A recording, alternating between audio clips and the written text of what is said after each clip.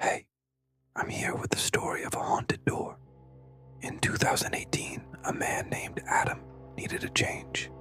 His marriage fell apart, and his job was soul destroying. So he decided to buy a house.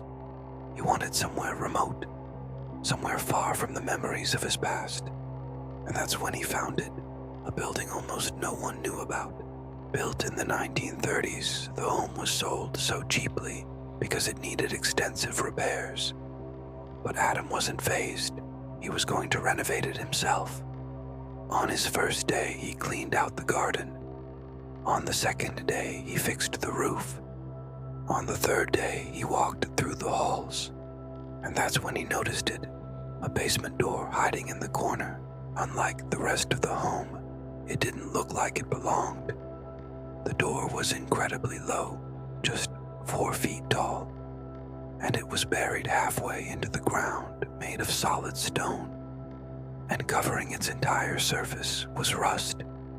As the days went on, Adam continued working, but every time he looked at the door, he felt unsettled. Something about it seemed out of place, like it wasn't supposed to be there, but he couldn't put his finger on it. One evening, he was cleaning out the back hallway when he noticed the door was lower now. Not by much, but maybe half an inch. He thought maybe it was warping. After all, it was decades old. But then he saw something else. Scratched into the metal was a warning. Do not open. Now, normally, Adam would have ignored it. He wasn't superstitious. But there was something about the door. It called to him. It demanded his attention. And curiosity overcame him. He tried to open it. It was locked. He tried again. And then, finally, it gave way. Behind it was a staircase. The steps were made of the same stone as the door, old and weathered. As Adam approached, he could feel a cold breeze coming from the stairs. It wasn't anything noticeable, just a slight chill. But standing there, he felt a sudden urge to climb down. And as he stepped onto the first stair, something strange happened. The air grew colder, and when he reached for his light switch, he realized the light wouldn't turn on. Reaching into his pocket, he pulled out his phone and turned on the flashlight. Holding it above his head, he descended the stairs. As he went down, the temperature dropped and the air grew heavy. By the time he reached the bottom, he knew something was wrong. There was nothing below him except darkness. But somehow, despite being underground, he could hear birds tweeting outside. He took a step forward and immediately lost his balance.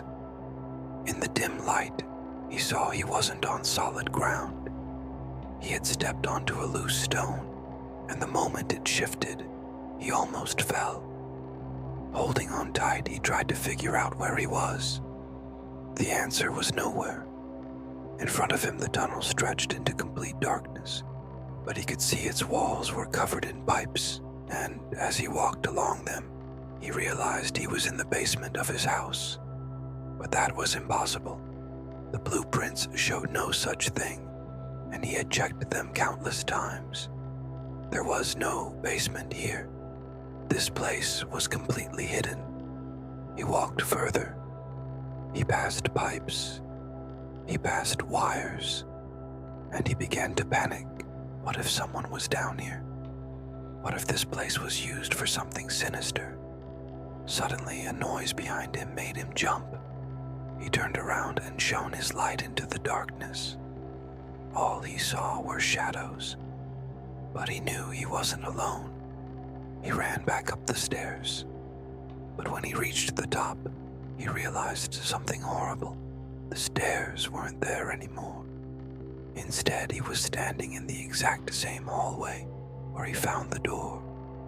The only difference was the wall behind him, which used to be the back of the door, was now blank. There was no sign that the door had ever been there. But how did he get down there? How did he get back up? The question had no answer. But Adam knew he had to leave. Maybe he had imagined it all.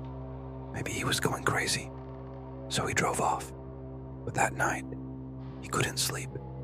He kept replaying the events over and over in his mind. Had he really been to another place? Was it real or just a figment of his imagination? The following day, he returned. He searched everywhere. He tore apart the hallway, looking for any sign of the door, but he found nothing. He even called the structural engineer, who told him that without a foundation, the house couldn't have a basement. A week later, Adam was cleaning the house when he heard a sound. Footsteps. He froze. He stood still, and then he listened intently. The sound came again, slow and deliberate.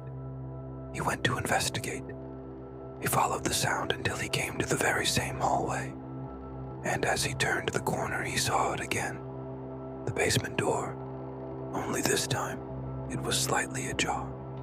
Cautiously, he approached and reached out his hand. He pushed the door open and stared inside. The sight that greeted him made him gasp. The door had vanished. There was nothing there. Adam screamed. That night, the police found him sitting in his backyard. He was shaking and crying. When they asked what happened, he simply pointed to the house and said, "He's down there." They entered the house and searched everywhere. They looked in every room, closet, and cupboard, but they found no one. They asked Adam again what happened, who was down there, but he refused to answer. He just kept repeating himself, "He's down there." At the hospital, he calmed down a little, but he still didn't speak. He just stared blankly ahead, mumbling to himself, "He's down there." The doctors eventually diagnosed him with schizophrenia, but it didn't matter. No one believed him anyway. 2 days later, Adam disappeared without a trace. The police found his empty bed and his front door wide open. They never found him, but they did find something. Scratched into the paint on his bedroom wall was a message. "He followed me out. So, if you ever move into an old house, make sure you check the basements, because some houses have secrets. They hide them in the cracks and crevices. If you're not careful, those secrets will spill out." Thank you for watching. If you liked this video, check out my podcast, where I tell similar stories live. Until next time.